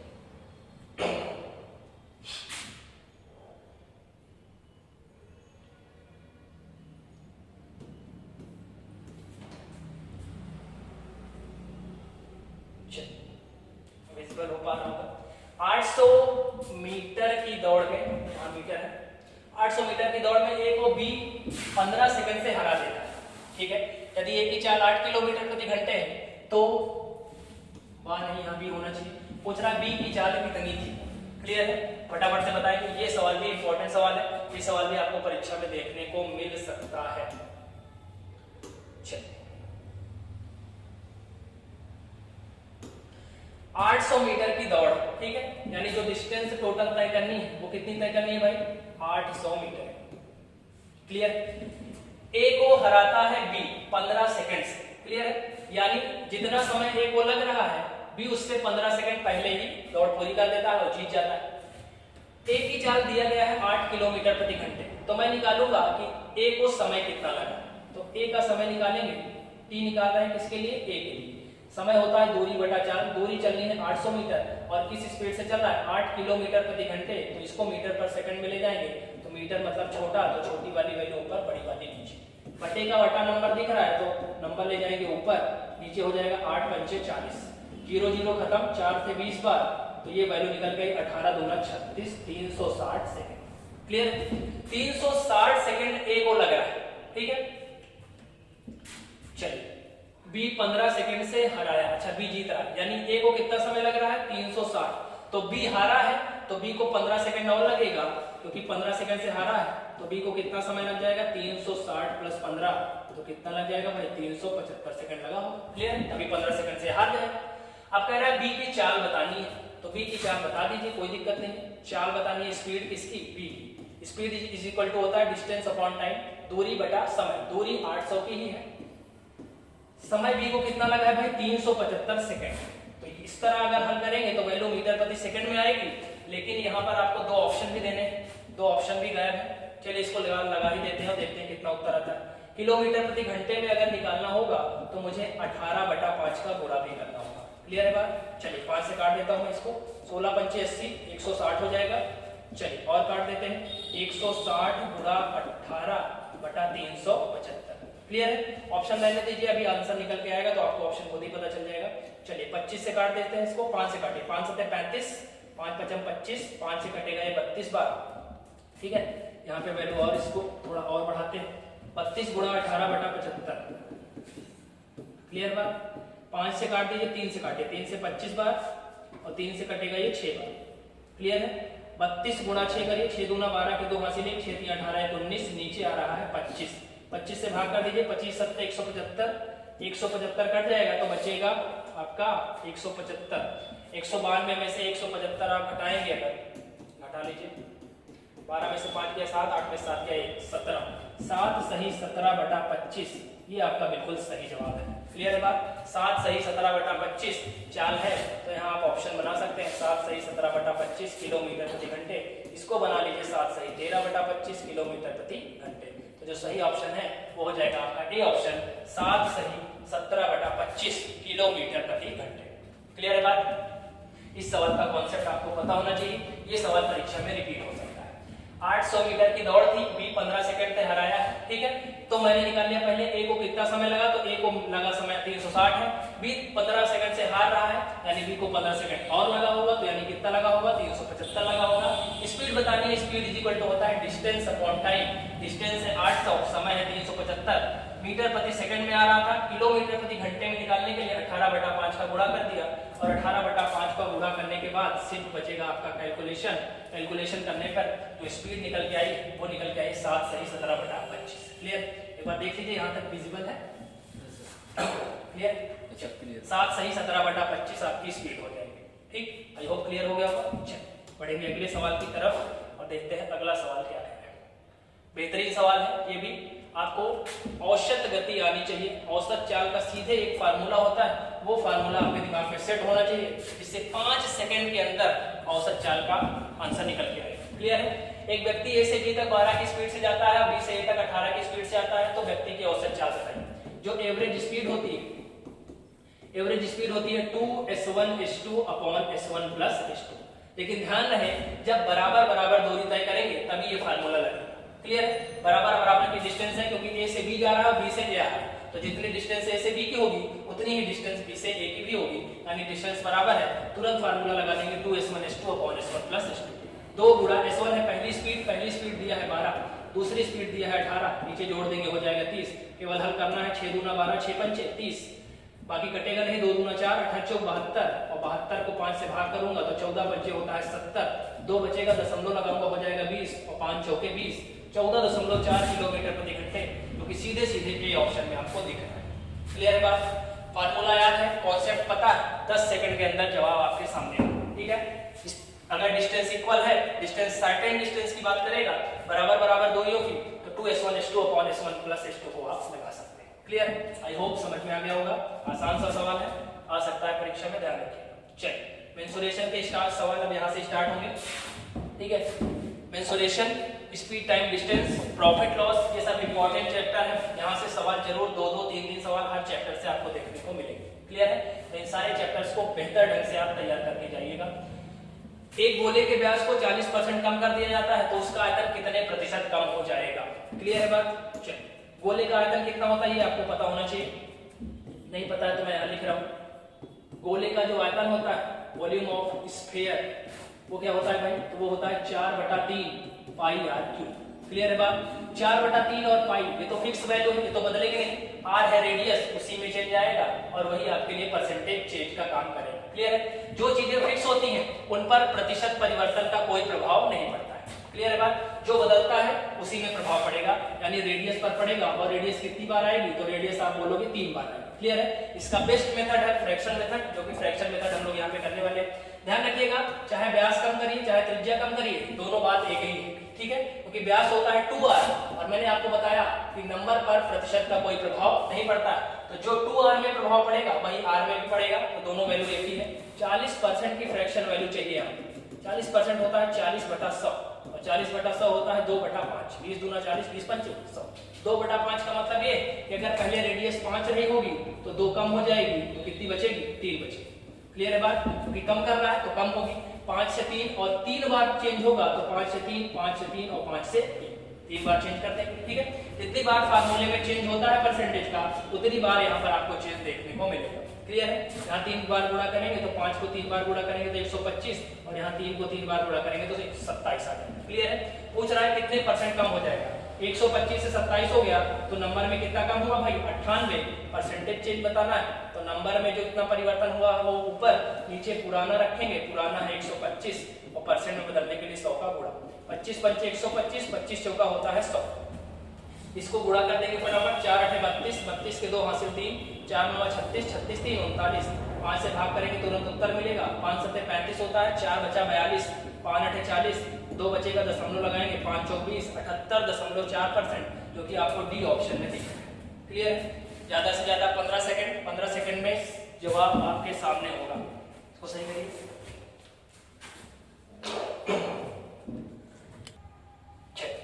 तो इस सवाल का जो जवाब है वो हो जाएगा आपका 78.4%। एक बार फिर समझ लीजिए, जो गोले का आयतन होता है वो होता है 4/3 पाई आर क्यूब। 4/3 और पाई फिक्स वैल्यू है तो इसका परसेंटेज पर कोई इफेक्ट नहीं पड़ेगा, इफेक्ट पड़ेगा 3 बार रेडियस का। ठीक, तो आपको फार्मूला पता होना चाहिए, तभी आप पता कर पाएंगे कितनी बार परसेंट चेंज करना है। तो आर क्यूब का मतलब है 3 बार चेंज होगा और गोले की त्रिज्या को हमने 40% कम किया है। 40% की फ्रैक्शन वैल्यू 2/5, यानी अगर त्रिज्या 5 थी तो 2 कम हो गए 3 हो गए। इस तरह 3 बार चेंज करेंगे तो 5 से 3, 5 से 3, 5 से 3, 5 को 3 बार गुणा किया 125, 3 को 3 बार गुणा किया 27। वैल्यू में कितने का चेंज आया तो आप बोलोगे 98 का चेंज आया। तो परसेंटेज में निकालना है, नंबर ऊपर रखेंगे, नीचे पुरानी वाली वैल्यू रखेंगे, पुरानी वैल्यू है 125 और गुणा 100 करेंगे तो आपका जो आंसर निकल कर आने वाला है वो आ जाएगा 78.4। क्लियर है बात? चलिए बढ़ेंगे अगले सवाल की तरफ। अगला सवाल क्या कह रहा है? चलिए मेंसुरेशन का ही सवाल है, फटाफट से जवाब देंगे। एक बेलन का वक्र पृष्ठीय क्षेत्रफल और आयतन 264 और 924 सेंटीमीटर है, तो इसकी त्रिज्या और ऊंचाई का अनुपात बताना है। ठीक है, पाई = 22/7 आपको ले लेना है, ये आपको गिवन है। ठीक है, बेहतरीन सवाल है। अब इसके लिए भी आपको दोनों फार्मूले पता होने चाहिए। तो फार्मूला क्या होता है भाई? देखिए,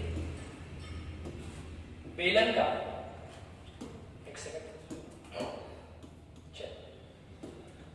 बेलन का जो वक्र पृष्ठ होता है वो क्या होता है भाई? जो सरफेस एरिया होता है बेलन का वो होता है 2πr(h). ठीक, एग्जाम हॉल में जाने से पहले जितने फार्मूले हैं सब आपको रटे होने चाहिए। और बेलन का आयतन कितना होता है? बेलन का आयतन क्या होता है? तो आप बोलोगे πr²h। क्लियर है बात? दोनों की वैल्यू हमको दी गई है, तो आइए तुलना करके वैल्यू निकालते हैं। 2πr(h) की वैल्यू दी गई और 2πr(h) और आयतन है πr²h, तो इसकी भी वैल्यू दी गई। क्लियर है बात? 2πr(h) की वैल्यू दी गई है आपको 264 और आयतन की वैल्यू दी गई है 924। क्लियर है? क्या कैंसिल हो रहा है? ध्यान से देख लीजिए, पाई से पाई, एक r से एक r और h से h कैंसिल हो जाएगा, तो वैल्यू बचेगी 2/r। यहाँ देखिए क्या कैंसिल हो रहा है, 4 से काट दीजिए इसको, 4 × 24, 4 × 24, यहाँ कटेगा 4 दूना 8, 4 3 12 और 4 1 9 4। क्लियर है बात? 11 से कट रही है वैल्यू, 11 × 6 = 66, यहाँ 11 दूना 22, 11 1 9 11। 3 से काट दीजिए, 3 दूना 6, 3 से 21, तो वैल्यू निकल गई 2/7। 2 से 2 खत्म, तो r की वैल्यू कितनी आ जाएगी? 7। त्रिज्या और ऊंचाई का अनुपात पूछा है, त्रिज्या निकल के आई 7, तो मैं आगे उत्तर देखूंगा ही नहीं, आंख बंद करके 7/6 को लगा सकते हैं आप, आपका जवाब बिल्कुल सही हो जाएगा। क्लियर है? आपको ऊंचाई निकालने की आवश्यकता नहीं है क्योंकि त्रिज्या यहाँ पर 7 आ गई और 7 से जुड़े हुए ऑप्शन केवल एक ही ऑप्शन दिया गया है, बी ऑप्शन, तो आप बी ऑप्शन मार के आगे बढ़ जाएंगे। क्लियर है? आप चाहेंगे तो यहाँ पर वैल्यू 2πr(h) की दी गई है 264, वैल्यू रखेंगे तो r की वैल्यू 7 रखेंगे तो h की वैल्यू निकल के आ जाएगी और वो आएगी 6। क्लियर है? लेकिन हमें टाइम अपना वेस्ट नहीं करना है। एग्जाम हॉल में अगर आप बैठे हैं तो आप ऊंचाई निकालने मत बैठ जाइएगा, ऊंचाई निकालने में आपको 10 सेकंड और लगने वाला है, तो वो टाइम हम बचाएंगे और अगले सवाल पर देंगे। और अगला सवाल आपकी स्क्रीन के ऊपर ये रहा। क्लियर है बात? बेहतरीन सवाल मेंसुरेशन का ये भी है। 3 सेंटीमीटर भुजा वाले 5 घनों को आपस में मिलाया गया तो परिणाम स्वरूप बने घनाभ की सतह का क्षेत्रफल बताइए। ठीक है, मैंने यहाँ पे आपको 5 घन दिखाने का प्रयास किया है। ठीक, एक इसको आप स्क्वायर बेस समझिएगा। ठीक है, ये सारे स्क्वायर में है। ठीक, 3-3 सेंटीमीटर भुजा वाले 5 घनों को मैंने आपस में मिला दिया। 5 क्यूब है, उनको आपस में मिला देंगे तो आपको पता है सबकी लेंथ बढ़ जाएगी लेकिन हाइट जो है वो सेम ही रहेगी। ठीक है, लेकिन इस तरह के सवालों पे हमको नहीं जाना है, हमें इसका कॉन्सेप्ट समझना है। देखिए, एक घन जो होता है वो 6 वर्गों से मिलकर बनता है। ठीक है, एक घन जो होता है वो 6 वर्गों से मिलकर बनता है। अगर मैं एक वर्ग का क्षेत्रफल निकाल लूं तो जितने स्क्वायर बन रहे हैं उनका क्षेत्रफल निकल जाएगा और वही आपका जवाब हो जाएगा। क्लियर है बात? अब समझिए, अगर आप 5 घन को आपस में से सटा कर रखोगे साइड बाय साइड तो क्या होगा, जो इन दोनों के बीच का एरिया है वो खत्म हो जाएगा। क्लियर है बात? अब देखिए आप कितने वर्ग बनेंगे, मुझे 1 2 3 4 5, 5 अगर ऊपर है तो आप 3D फिगर है इसको समझिएगा, थोड़ा फील करिएगा। 5 ऊपर है तो 5 नीचे भी होंगे, 10, 1 2 3 4 5, 5 सामने है तो 5 इसके जस्ट पीछे भी होंगे, 10 ये 10 इधर हो गए 20, और एक इधर बना है तो एक इधर भी होगा। ठीक है, 3D फिगर में ये हट गया है, यहाँ पे भी एक होना चाहिए, और एक यहाँ भी बन जाएगा, तो एक ये 2 फिगर यहाँ बने, 5 फिगर ऊपर तो 5 नीचे भी, 10 10 2 12, और 5 इधर और 5 उधर, 10 और, तो 12 10 22, टोटल 22 वर्ग बनेंगे। एक वर्ग का क्षेत्रफल होता है a स्क्वायर, और भुजा आपको दी गई है 3 सेंटीमीटर, तो एक वर्ग का जो क्षेत्रफल निकल के आएगा वो कितना निकल के आएगा, 9 सेंटीमीटर स्क्वायर। तो मुझे 22 ऐसे वर्गों का क्षेत्रफल बताना है, तो 22 वर्ग का क्षेत्रफल कितना हो जाएगा, 22 गुणा 9, और वैल्यू निकल के आएगी 198 सेंटीमीटर स्क्वायर, जो कि आपको डी ऑप्शन में दिया गया है। क्लियर है? लंबाई कितनी है, चौड़ाई कितनी है, ऊंचाई कितनी है, डजंट मैटर एट ऑल। आपको ढूंढना केवल ये कि एक वर्ग का क्षेत्रफल होता है a स्क्वायर, और इस तरह जो वर्ग बन रहा है उसकी भुजा दी गई है 3 सेंटीमीटर, तो उसका क्षेत्रफल कितना हो जाएगा, 9। ऐसे कितने वर्ग बनेंगे बस आप इतना कैलकुलेट कर लीजिए। तो कितने वर्ग कम हो जाएंगे, ध्यान रखिए, जब आप इसको सटा कर रखोगे तो जो 2 घनों के बीच का जो एरिया है वो खत्म हो जाएगा, क्योंकि बीच का एरिया है, तो जब सट जाएगी वैल्यू है ना, साथ में आ जाएगी साइड बाय साइड, तो ये वाली वैल्यू का जो एरिया है ये खत्म हो जाएगा, ये एरिया खत्म हो जाएगा, ये खत्म हो जाएगा, ये खत्म हो जाएगा, और ये खत्म हो जाएगा। बाकी स्क्वायर हम गिन लेंगे, 5 स्क्वायर ऊपर है तो 5 स्क्वायर नीचे भी होंगे, 10 हुए, 5 सामने है तो 5 इसके बैक पे भी होंगे, 10 10 20, एक इधर बनेगा और एक इधर बनेगा, टोटल 22 वर्ग बनेंगे। एक वर्ग का क्षेत्रफल 9 सेंटीमीटर स्क्वायर है, तो 22 ऐसे वर्गों का क्षेत्रफल कितना हो जाएगा, 198, और ये आपका टोटल आंसर निकल के आ जाएगा। क्लियर है बात? आई होप कॉन्सेप्ट समझ में आ गया होगा। बढ़ेंगे अगले सवाल की तरफ, और अगला सवाल आपका ये है, DI है, इसका फिगर नहीं दिख रहा है, फिगर लाइक। चल तो अगले सवाल पर चलते हैं। अगला सवाल मैंने आपके लिए DI रखा है, ठीक है, DI के भी 2 सवाल जरूर देखने को मिलेंगे SSC GD के एग्जाम में। चलिए इसको देखते हैं। ये देखिए आपके लिए DI बना गया है, ठीक है, ये पाई चार्ट है, ठीक। जब भी सर्कल के फॉर्म में DI आएगा तो आप उसको पाई चार्ट बोलते हैं, ठीक है। पाई चार्ट में परसेंटेज में वैल्यू दी जाती है, तो हमेशा ध्यान रखिएगा परसेंटेज वाली वैल्यू जो होती है वो टोटल होती है हमेशा 100%। क्लियर है? परसेंटेज में सबको जोड़ेंगे तो 100% आएगा, और इसी को अगर मैं कोण में समझूं, क्योंकि सर्कल है तो सर्कल में कितने डिग्री कोण बनेगा, तो 360 डिग्री का कोण बनेगा। ये बात आपको ध्यान रखिए, दोनों बात आपस में बराबर है। क्लियर है? अब कह क्या रहा है, यहाँ पे एक DI है पाई चार्ट, अलग अलग लोगों के अलग अलग एक्सपेंडिचर दिखाए गए। भोजन पे आपने 45% वेस्ट किया है, मतलब खर्च किया है, किराए पे 14%, कपड़े पे 11%, ईंधन पर 9%, शिक्षा पर 15%, और जो बचेगा वो है अन्न में। अन्न में कितना होगा, इसको जोड़ लीजिए, 45 14 होता है आपका 59, 59 11 होता है 70, 70 9 होता है 79, 79 10 89, 79 10 89, 89 5 हो जाएगा 94। तो अन्य का मतलब है यहाँ पे 6% अन्य चीजों पर खर्च हो रहा है। क्लियर है? आपको बताना है कि शिक्षा तथा भोजन पर होने वाले खर्च का अनुपात बताइए। शिक्षा पर मैंने 15% वेस्ट किया है, खर्च किया है, और मैंने भोजन पर कितना खर्च किया है, तो बताएंगे आप 45%। जब रेशियो निकालेंगे तो नंबर पर कोई इफेक्ट नहीं आता है, तो 15 का 1 और 15 से 3, तो जो रेशियो निकल के आएगा वो आएगा 1:3, और तुरंत बी ऑप्शन को टिक करके आगे बढ़ जाना है। क्लियर है बात? 5 सेकंड लगेगा, 5 सेकंड से ज्यादा नहीं लगेगा। आप इसकी रियल वैल्यू निकालने के चक्कर में नहीं पड़ेंगे। रेशियो पूछेगा तो आप परसेंट में वैल्यू दिया गया है तुरंत भाग कर देंगे, ऊपर भी परसेंट नीचे भी परसेंट का कोई इफेक्ट नहीं पड़ेगा, कट जाएगा, और 15-45 का जो रेशियो निकल के आएगा वो निकल के आ जाएगा 1:3। क्लियर है? एक सवाल और रेडी आएगा, उस पर भी चर्चा कर लेते हैं। देखिए क्या कह रहा है,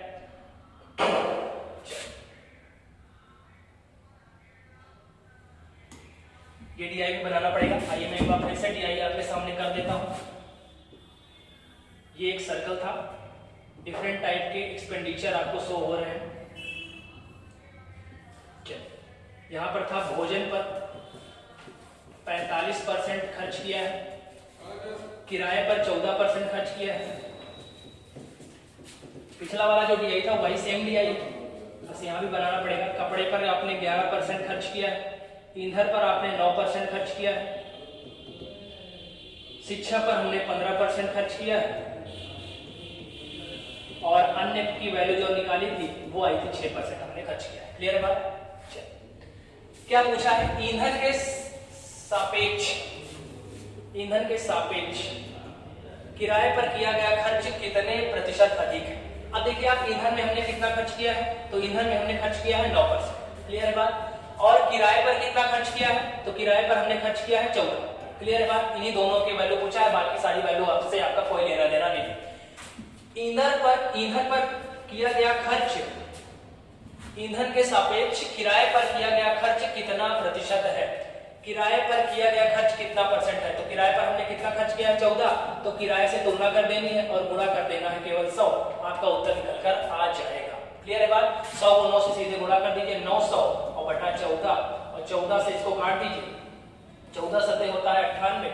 यहाँ पे वैल्यू नहीं दिख रही है, एक बार फिर से देख लीजिए क्या कह रहा है, ईंधन के सापेक्ष किराए पर किया गया खर्च कितना प्रतिशत है, ईंधन के सापेक्ष किराए पर किया गया खर्च कितना प्रतिशत अधिक, कम तो नहीं पूछ रहा है, कह रहा है कितना प्रतिशत है। तो आप देखिए, अच्छा ठीक है, ईंधन के सापेक्ष कह रहा है, ईंधन पर हमने कितना खर्च किया है 9, और किराए पर कितना किया है 14, तो 14 रुपए खर्च किया है 9 रुपए पर, तो गुणा कर देना है 100 से, 1400 बटा 9% आ जाएगा आपका उत्तर। और 9 से इसको काटेंगे आप, 9 का 9, 5 बचेगा 50, 9 बचे 45, 5 बजेगा फिर से 50, 9 बचे 45, आगे देखने की जरूरत नहीं है, 155 वाला आंसर आपको टिक कर देना है। लेकिन फिर भी अगर आगे बढ़ना है तो 5 और बचेगा, 9 बचे 45, तो लगभग 155.5 आ जाएगा, जो कि आपको सी ऑप्शन में दिख रहा है, क्लियर है बात। बहुत आसान टीआई के क्वेश्चन बनते हैं और आपसे तुरंत हो जाएंगे, बस आपका कॉन्सेप्ट क्लियर होना चाहिए। ईंधन के सापेक्ष किराए पर किया गया खर्च कितना परसेंट है, ठीक है, किराए से आपको तुलना करनी है, और ईंधन से तुलना करनी है, ईंधन है 9, जिससे तुलना होगी वो नीचे, बाकी किराया है ऊपर 14, और गुणा कर देना है 100, वैल्यू निकल के आ जाएगी 155.5%, जो कि आपको सी ऑप्शन में दिया गया है, क्लियर है। चलिए, तो यहाँ से हमारे 25 सवालों की सीरीज होती है कंप्लीट। सवाल का लेवल कैसा था जरूर बताइएगा कमेंट में। आपने 25 सवालों में कितने सवाल सही किए, कितना टाइम आपको लगा, मेरी अप्रोच और आपकी अप्रोच में क्या डिफरेंस है, अभी आपको क्यों टाइम ज्यादा लग रहा है, इन सब सारी बातों को आप कमेंट में बताइएगा। आपको किस चैप्टर में समस्या है उसको भी जरूर बताइएगा, तो उसको भी हम लोग आगे जो सीरीज अभी कंटिन्यू करेंगे उसमें हम लोग जरूर ले लेंगे, और एग्जाम में जाने से पहले आपके सारे डाउट क्लियर करके ही आपको भेजेंगे, क्लियर है। चलिए, तो वीडियो अगर पसंद आया होगा तो वीडियो को लाइक, वीडियो को शेयर, और वीडियो में आपके जो भी सुझाव हैं उनको कमेंट के माध्यम से आप जरूर बताएं, क्लियर है। चलिए, आपको दीपावली की ढेर सारी शुभकामनाएं। भगवान लक्ष्मी, माता लक्ष्मी आपके सारे विशेष हैं उनको पूरा करें, यही मेरी शुभेच्छा है। आपका जो अगली दीपावली हो वो सिलेक्शन के साथ हो, ठीक है। तो इसके लिए मैं आपके लिए बहुत सारी शुभेच्छा देता हूँ। मेरी दिली ख्वाहिश है कि आप सभी का सिलेक्शन हो, जिससे आप सभी अपने माता पिता और आप जहाँ रहते हैं वहाँ के एरिया का, और आप टीसीएस पाठशाला, टीसीएस कोचिंग का नाम रोशन करें, ठीक है। तो आज के लिए इतना ही, मिलेंगे अगली क्लास में। तब तक के लिए अपना ख्याल रखिए, खुश रहिए, मस्त रहिए और देखते रहिए टीसीएस पाठशाला। Thank you so much.